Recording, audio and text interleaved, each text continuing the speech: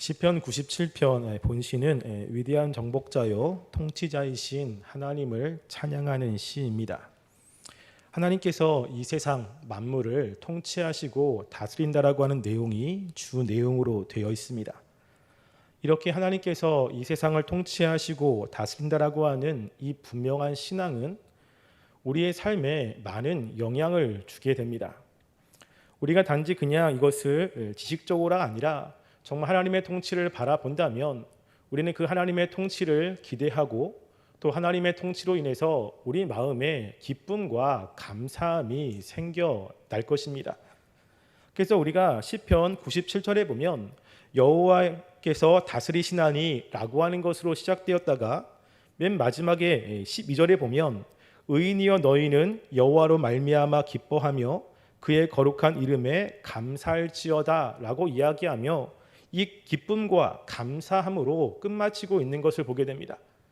즉 우리가 여호와께서 이 세상을 통치하신다라고 하는 것을 분명히 믿고 신앙하며 살아간다면 그 여호와의 통치는 우리 마음 가운데 기쁨을 가져다 주고 또 감사한 마음을 가져다 준다는 것을 암시하고 있습니다. 그래서 우리가 이 말씀을 통해서 하나님께서 이 세상을 어떻게 통치하고 계시는지 또 그 통치 가운데 이 세상의 사람들이 두 분류로 나누어지는데 그 두 분류는 무엇인지, 그리고 정말로 하나님의 통치를 믿는 사람들은 어떠한 삶 또 어떠한 것을 누리는지, 이 세 가지를 함께 살펴보려고 합니다. 먼저 1절부터 5절까지는 하나님께서 이 세상을 통치하시는 하나님의 나타남에 대해서 말씀을 하고 있고요. 6절부터 9절까지는 아까 이야기한 대로 하나님의 통치를 받는 이 세상의 사람들을 두 분류로 나누어서 설명을 하고 있습니다. 10절부터 12절까지는 하나님의 통치를 믿는 사람들이 어떠한 삶을 살는지에 대해서 이야기를 합니다. 먼저 하나님께서 이 세상을 통치하시는 부분을 우리가 살펴보면 여호와께서 다스리시나니 라고 먼저 선포를 합니다. 근데 여호와께서 다스리시는 곳이 바로 이 세상 만물 모든 땅 그리고 피조물이라는 것을 이야기를 하지요. 여호와께서 다스리실 때 땅은 즐거워하며 허다한 섬은 기뻐한다라고 이야기를 합니다. 모든 자연 만물이 하나님의 통치를 즐거워하고 기뻐하게 되어 있다는 것이죠. 그럴 때 하나님께서 이 세상을 통치하실 때 이제 하나님의 나타나심과 하나님의 통치가 어떤 것인지를 2절부터 설명을 하고 있습니다. 먼저 하나님이 이 땅 가운데 나타나시는 하나님의 나타남을 2절에 보시면 구름과 흑암이 그를 둘렀고라고 표현하고 있습니다. 우리가 구약에서 하나님이 이 땅 가운데 자신을 나타낼 때 그 나오는 상징적인 그러한 모습들이 바로 이 구름과 흑암이라고 하는 것입니다. 특별히 하나님이 이스라엘 백성들을 출애굽시키셔서 시내산으로 이끌었습니다. 시내산에서 하나님은 이스라엘 백성들을 직접 만나셨죠. 그곳에서 십계명의 말씀을 주셨습니다. 그때 하나님께서 이스라엘 백성들에게 나타나셨음을 어떻게 이스라엘 백성들에게 보이셨습니까? 신명기 4장 11절 말씀에 보면 그때 하나님의 나타나심에 대해서 이렇게 기록하고 있습니다. 너희가 가까이 나와서 산 아래에 서니 그 산에 불이 붙어 불길이 충천하고 어둠과 구름과 흑암이 덮였는데 라고 표현하고 있습니다. 즉 하나님께서 이스라엘 백성이 거하고 있는 그곳에 임하셨을 때 이스라엘 백성이 하나님의 임재하심을 본 모습은 어둠과 구름과 흑암이었다라고 하는 것이죠. 이것이 이스라엘 백성들에게 두려움으로 찾아왔습니다. 지금 하나님께서 이 세상을 통치하시기 위해서 하나님께서 나타나고 있는 것, 그것을 구름과 흑암이 그를 둘렀고라고 하는 것으로 지금 표현하고 있는 것이죠. 그러면서 하나님께서 이 세상을 통치하시는 정말로 중요한 두 가지 원리를 설명을 하고 있습니다. 2절 하반절에 보면 의와 공평이 그의 보좌의 기초로다 라고 이야기합니다. 이 보좌라고 하는 것은 통치권을 이야기를 하고 있죠. 하나님이 이 세상을 통치할 때 정말로 중요한 두 가지가 바로 의와 정의라고 하는 것입니다.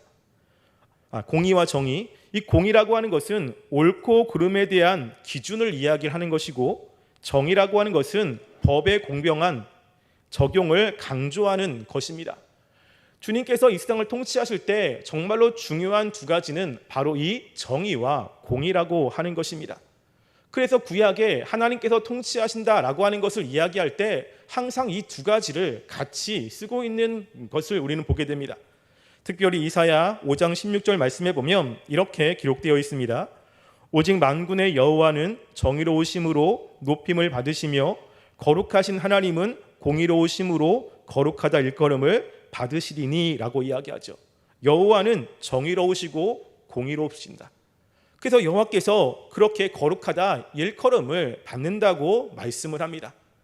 예레미야에서도 사람들에게 야 너희들이 자랑할 것이 무엇이냐 라고 이야기를 하면서 어떤 사람은 지혜, 어떤 사람은 능력, 어떤 사람은 용맹 이런 것을 자랑하는데 그런 것을 자랑할 것이 아니라 하나님을 아는 것을 자랑하라 라고 이야기하면서 그 하나님이 어떤 분인지를 예레미야 9장 24절에서 설명을 하고 있습니다.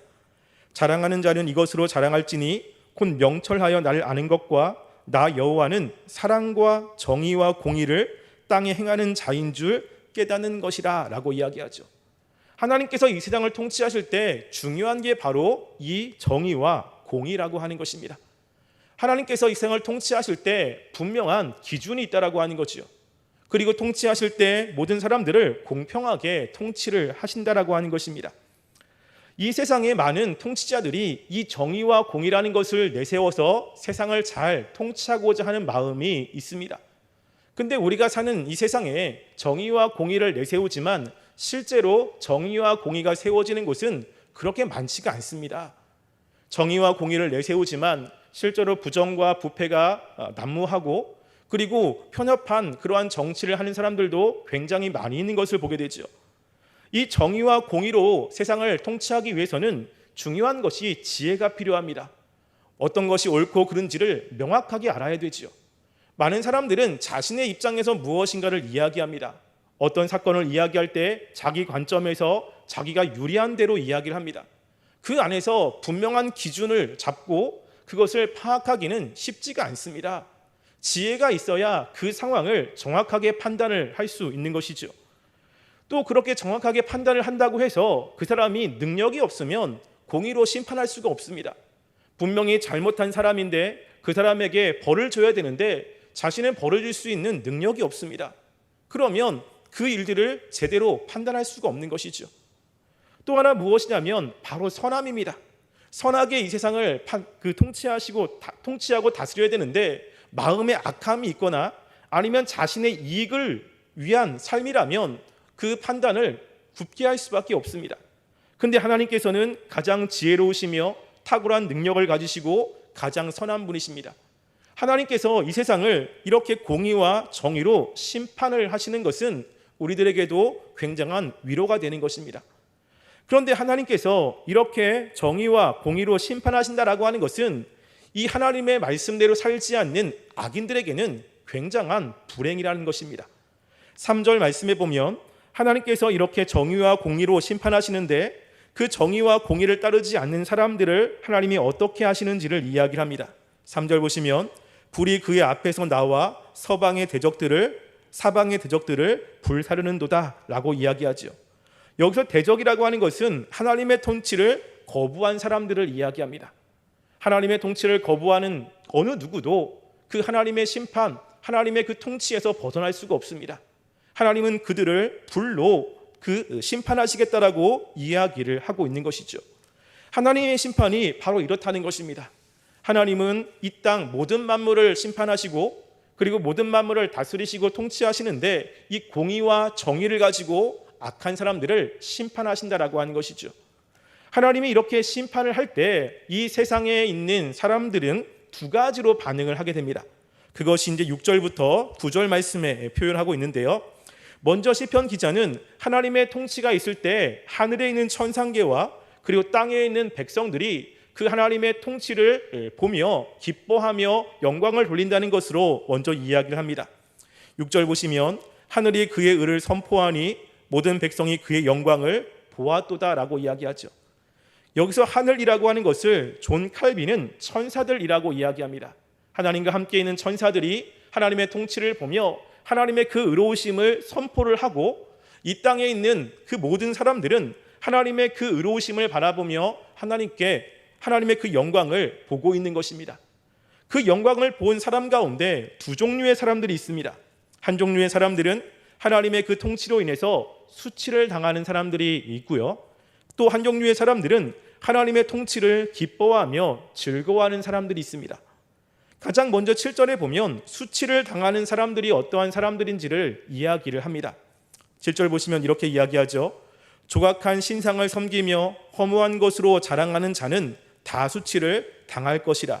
너희 신들아 여호와께 경배할지어다 라고 이야기합니다. 지금 여기서 수치를 당하는 사람들이 누굽니까? 바로 신상을 숭배하는 우상 숭배자들이라고 이야기를 합니다. 하나님이 이 세상을 창조하시고 또 인간은 하나님만을 섬기며 하나님을 높이는 삶을 살아야 됩니다. 그런데 하나님의 대적자들은 하나님이 아닌 다른 신을 섬기게 됩니다. 지금 이 당시의 사람들은 그것을 나무나 아니면 돌로 깎아서 형상을 만들며 그렇게 섬기게 되죠. 그런데 하나님께서 이 세상을 통치하실 때 그들이 믿고 있는 모든 우상들은 아무런 힘을 발휘할 수가 없습니다. 하나님 앞에 그들은 어떠한 것도 할 수가 없는 존재이죠. 그래서 수치를 당할 수밖에 없다라고 하는 것입니다. 지금 우리가 살고 있는 이 시대에는 지금 옛날처럼 어떤 형상을 만들고 그것을 섬기며 살아가는 사람들은 거의 많지는 않습니다. 지금 여기서 이야기하는 것은 이 우상 숭배라고 하는 것인데 하나님 외에 다른 신을 섬기는 사람들은 수치를 당하게 됩니다. 우리가 우상 숭배라고 이야기할 때 이 우상 숭배는 바로 하나님 자리에 다른 것이 들어가는 것입니다. 하나님을 사랑해야 되고 하나님을 경배해야 되고 그리고 최고의 권위자가 하나님으로 여기며 살아야 되는데 그것이 아니라 다른 것들을 대상에 놓고 섬기고 그리고 숭배하며 최고의 권위로 두는 것을 우상 숭배라고 이야기를 합니다. 신약의 사도 바울은 이 우상 숭배가 무엇인지를 골로새서 3장 5절에서 이렇게 이야기합니다. 그러므로 땅에 있는 지체를 죽이라. 곧 음란과 부정과 사욕과 악한 정욕과 탐심이니 탐심은 우상 숭배니라 라고 이야기합니다. 지금 우상 숭배를 무엇이라고 이야기를 하고 있습니까? 탐심이라고 이야기를 하고 있습니다. 인간에게는 무엇인가 원함이 있습니다. 간절히 원하는 것 그리고 간절히 소원하는 그 것들이 있죠. 이것이 있기 때문에 사람들은 자신의 삶을 조금 더 열심히 살게 되고 그리고 무엇인가 발전을 하게 됩니다. 그래서 조금 더 성숙을 하게 되고 어떤 분야에서 탁월해지는 것이죠. 이런 것이 나쁘다고 하는 것은 아닙니다. 이런 것은 반드시 있어야 되는 것입니다. 어떠한 욕망. 그런데 이 욕망이 이제 점점점 커져서 탐심으로 변하면 이것이 우상 숭배라는 것입니다. 예를 들어서 이런 거죠. 내가 무엇인가를 갖고 싶습니다. 근데 그 갖고 싶은 그것이 다른 사람에게 있는 거예요. 그러면 다른 사람에 있기 때문에 내가 갖고 싶은 마음을 절제해야 되지 않습니까? 그런데 탐심이 욕망이 강한 거예요. 그러면 내가 이걸 너무 갖고 싶은데 다른 사람에게 있습니다. 그러면 이 탐심이 다른 사람 것을 빼앗아 훔치게 하거나 아니면 그 사람을 해해서 그것을 탈취하게 만듭니다. 어떤 법이나 질서를 깨트리고 내가 원하는 것들을 하려고 그 모든 것들을 다 무시하는 것. 근데 거기에 하나님도 무시합니다. 하나님을 찬양하며 하나님을 믿으라고 이야기하지만 내가 하려고 하는 것으로 인해서 하나님의 말씀을 무시하는 것. 무엇을 섬기고 있는 것입니까? 하나님이 아닌 자기의 정욕을 섬기고 있는 것입니다. 맨 처음 이 세상에 죄가 들어올 때 바로 이 마귀가 그 아담과 하와를 타락시킬 때 건드렸던 것이 바로 이 정욕이라고 하는 것이죠. 하나님이 선악을 알게 하는 나무의 열매를 먹지 말라고 했습니다. 근데 아담과 하와에게는 그것을 먹고 싶은 마음이 있었겠죠. 그 뱀이 이 마귀가 뱀으로 변해서 그 먹고 싶은 마음을 계속해서 유혹을 하는 것입니다. 그걸 먹으면 하나님처럼 된다라고 하면서 그 정욕을 계속해서 유혹을 합니다. 결국에는 하나님은 먹지 말라고 명령하셨는데 하나님의 말씀을 무시하면서까지 자신이 하고 싶은 대로 그 일들을 하는 것, 이게 죄악 아니겠습니까? 이것을 탐욕, 우상숭배라고 이야기를 하고 있는 것입니다. 우리도 무엇인가 하고 싶은 것이 있고 그것을 하기도 하지요. 하나님의 말씀을 무시하면서 하기도 합니다. 그런데 신자들은 그렇게 함에도 불구하고 나중에 그 일이 잘못됐음을 깨달으면 회개하는 모습으로 나오지 않습니까? 그리고 하나님의 말씀이 그것을 하지 말라고 그러면 안 하려고 끊임없이 애를 쓰고 노력하게 됩니다. 물론 가지고 있는 그 능력의 한계나 또 여러 가지 악함 때문에 하기도 하지만 그러면 회개를 하지요. 근데 여기서 이야기하는 사람들은 무엇이냐면 하나님의 말씀이 선포됨에도 불구하고 그것을 무시하는 것입니다. 하나님이 그것을 하지 말라고 했으니까 하지 말아야지라고 하는 것이 아니라 내가 하고 싶은데 내 맘대로 하지 이러면서 하나님을 철저하게 무시하는 삶, 이것이 우상 숭배와 관련이 되어 있는 것이죠. 이런 사람들은 하나님께서 통치하실 때 결국에는 수치를 당하게 됩니다. 하나님의 그 심판을 이 사람들은 막을 수가 없고 그리고 거기서 피할 수가 없다라고 하는 것이죠. 반면에 그 하나님을 믿는 사람들은 어떻게 됩니까? 그 하나님의 심판을 듣고 기뻐하며 즐거워합니다. 8절에 보시면 이렇게 이야기하죠. 여호와여 시온이 주의 심판을 듣고 기뻐하며 유다의 딸들이 즐거워하였나이다 라고 이야기를 합니다. 여기서 시온, 유다의 딸들은 바로 하나님을 믿는 사람들을 이야기를 합니다. 즉 하나님과의 이 언약 백성 가운데 있는 사람들, 그들은 하나님의 심판이 있다라고 하는 것을 기뻐하며 즐거워합니다. 그동안의 주의 백성은 이스라엘 백성들을 괴롭힌 그 열방들이 하나님의 심판이 있을 때 다 멸절되고 그들이 하나님의 심판 가운데 처해지기 때문에 얼마나 그들이 하나님의 통치, 하나님의 오심을 기다리겠습니까? 그런데 중요한 것은 이제 그렇게 하나님의 오심, 하나님의 통치를 기다리는, 그리고 하나님의 백성들이 그 하나님의 통치를 생각하며 어떻게 사느냐라고 하는 것이 중요한 것입니다. 하나님의 통치임 그냥 좋지, 하나님이 오시면 악인들이 멸망하지 라고 하는 것으로 끝나는 것이 아니라 그 하나님의 통치를 바라보며 하나님을 신앙하는 사람들은 믿지 않는 사람과 다른 모습의 삶을 살게 되고, 그리고 하나님의 통치를 바라보며 하나님의 주시는 분명한 은혜들이 있다라고 하는 것을 이제 10절부터 이야기를 하고 있습니다. 하나님의 통치를 받는 사람들의 그 특징 중에 중요한 것은 10절에 나와 있는데요, 10절에 이렇게 이야기를 합니다. 여호와를 사랑하는 너희여 악을 미워하라 라고 이야기하죠. 지금 하나님의 통치를 바라보는 하나님의 백성들이 어떠한 사람이라고 이야기를 하고 있습니까? 여호와를 사랑하는 너희여 라고 이야기를 하고 있습니다. 바로 하나님을 사랑하는 것입니다. 하나님이 구약의 이스라엘 백성들에게 정말로 원하는 것이 무엇인지를 말씀하지 않습니까? 신명기에 보면 이스라엘아 들으라, 우리 하나님 여호와는 오직 유일한 여호와시니 너는 마음을 다하고 뜻을 다하고 힘을 다하여 내 하나님 여호와를 사랑하라 라고 이야기를 하고 있습니다. 신약의 백성들도 마찬가지입니다. 신약의 백성들도 하나님의 백성이라면 그 마음 가운데 하나님을 사랑하는 마음이 없을 수가 없습니다. 우리가 로마서 8장 28절에 보면 사도 바울은 이렇게 이야기합니다. 우리가 알거니와 하나님을 사랑하는 자, 곧 그의 뜻대로 부르심을 입은 자들에게는 모든 것이 협력하여 선을 이루느니라 라고 이야기하죠. 하나님께 부름받은 사람들에게 나오는 중요한 특징이 무엇입니까? 하나님을 사랑한다라고 하는 것입니다. 그래서 하나님에 대한 사랑이 있다라고 하는 거지요. 우리가 사랑이라고 이야기하면 감정적으로 하나님을 생각하면 마음이 기쁘고 즐거운 이것을 사랑이라고 이야기하는데 성경에서는 그렇게 이야기하지 않습니다. 우리가 이 세상에서 최고의 사랑이라고 하면 이 부모님, 특별히 어머니가 자녀를 사랑하는 사랑 이렇게 이야기하지 않습니까? 근데 저도 이제 딸을 키우지만 그 어머니들이 자녀를 볼 때마다 늘 기쁩니까? 늘 사랑스럽습니까? 물론 그럴 때도 있죠. 근데 어떨 때는 정말로 밉습니다. 소리도 지르고 말도 안 들으면 정말로 싫지요. 그럼에도 불구하고 이 자녀가 아프다 그럴 때 제일 먼저 뛰어가는 사람 엄마지요. 자녀가 힘들다고 할 때 가장 마음 아파하는 사람 엄마입니다. 밉긴 하지만 사랑하기 때문에 그 자녀가 잘 되기를 원하고 그 자녀가 힘들 때 도와주고 싶은 이런 마음이 있지 않습니까? 하나님도 마찬가지입니다. 우리가 하나님을 사랑한다고 했을 때 중요한 것은 하나님을 생각하면 기쁘고 즐겁고 행복하고 이런 것도 물론 있죠. 그런데 하나님이 기뻐하신 것을 하려고 노력하는 거예요. 때로는 하나님이 말씀하신 것 싫지만 그럼에도 불구하고 하나님이 원하시는 것이기 때문에 그것을 하려고 애를 쓰고 하나님께 기쁨을 주려고 노력하고 애쓰는 것이 바로 하나님을 사랑하기 때문에 그렇습니다. 우리가 원수를 사랑하라고 이야기합니다. 원수를 어떻게 사랑합니까? 그런데 하나님은 사랑하라고 이야기하는 거예요. 근데 나는 이 하나님이 말씀이기 때문에 사랑하려고 애를 쓰는 겁니다. 하나님이 아니면 굳이 그렇게 하지 않습니다. 그런데 내가 사랑하는 하나님, 나에게 은혜를 베푸신 하나님이 말씀하기 때문에 나는 싫지만 그럼에도 불구하고 그렇게 하려고 노력하고 애쓰는 것. 왜 그런 마음이 생기죠? 하나님을 사랑하기 때문에 그렇습니다. 그렇기 때문에 하나님이 기뻐하시는 것을 하려고 노력을 하는 거죠. 그러면 그런 사람들은 어떤 삶을 살지요? 바로 악을 미워한다는 것입니다.